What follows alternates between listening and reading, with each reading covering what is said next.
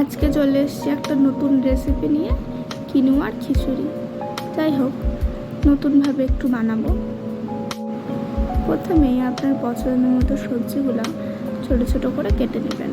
আমি নিয়েছি গাজর, ক্যাপসিকাম, বিনস। আপনারা আপনাদের পছন্দ মতো সবজি নিতে পারেন। আমার সবজিগুলো কাটা হয়ে গেছে, এগুলো এখন আমি ভালো করে ধুয়ে নেব।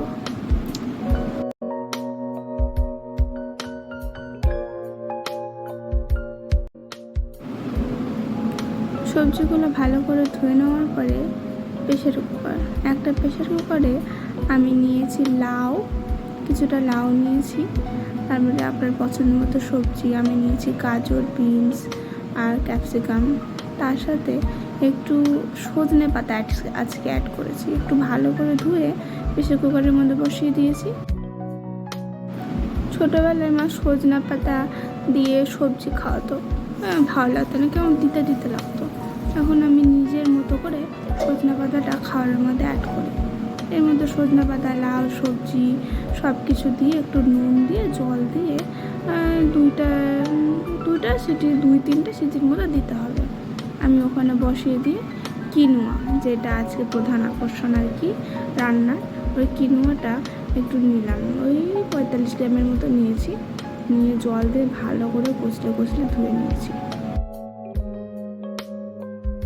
ধুয়ে নেওয়ার পরে ওই সব কিছু দিয়ে জল টল দিয়ে লবণ দিয়ে প্রেশার কুকারে দিয়ে দেবো। প্রেশার কুকারে যখন দেখবেন একটু হাই ফ্লেমেই দিবেন, একটা সিটি যখন পড়ে যাবে তখন আমি কিন্তু মুসুরির ডাল অ্যাড করবো ওর মধ্যে। ওগুলো যতক্ষণ সেদ্ধ হোক আমি একটু পেঁয়াজ কেটে নিই। পেঁয়াজটা কেন কাটছি ওটা আপনারা দেখতে পাবেন পরে, দেখতে থাকুন।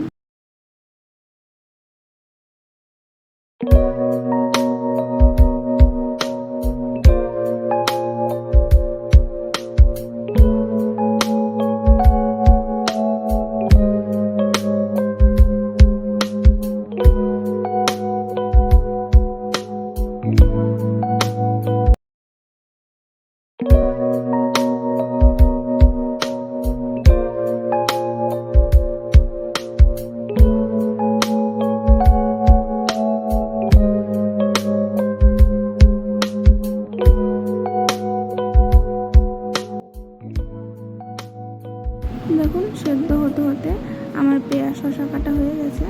আমি একটু বেশি করে একটু ডাল নিয়েছি। ডাল ভালো করে ধুয়ে সিটি পড়ে যাওয়ার পরে, একটা সিটি পড়ার পরেই আমি কী করবো, প্রেশার কুকারের মধ্যে সম্পূর্ণটা ডাল মিলিয়ে দেবো। ডালটা মিলিয়ে দেওয়ার পরেই কিন্তু আমি প্রেশার কুকারে 2টো সিটি দিয়ে ভালো করে সেদ্ধ করে সাইডে সরিয়ে রেখেছি।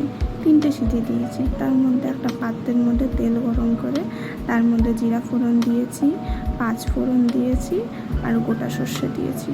গোটা সর্ষে দেওয়ার পরে আমি কিন্তু তার মধ্যে অ্যাড করেছি ওই যে সেই কুচিয়ে রেখেছিলাম পেঁয়াজ, সেইগুলো কিন্তু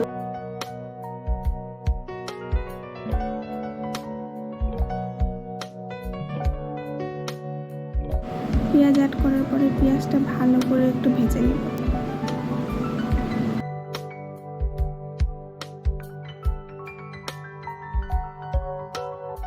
পেঁয়াজটা ভালো করে ভাজার পরে ওই যে সেদ্ধ করে রেখেছিলাম সব কি সবজি দিয়ে, কিনুয়া ডাল দিয়ে, এগুলো এবার তার মধ্যে দিয়ে দেবো।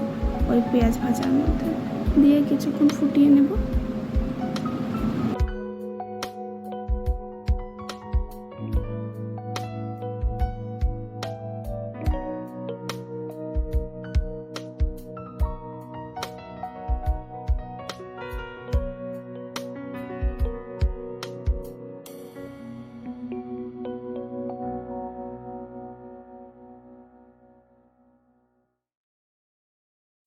কিছুক্ষণ ফুটালে দেখবেন জলটা শুকিয়ে গেছে, খিচুড়িটা বেশ একটু আঠা আঠা হয়েছে।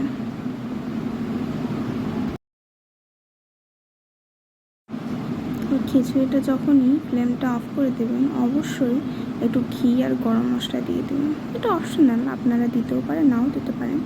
দিলে কিন্তু টেস্টটা খুব সুন্দর আসে। দেখেন কি সুন্দরভাবে প্লেটিং করে নিয়েছি, অসাধারণ খেতে হয়েছে। অবশ্যই একবার ট্রাই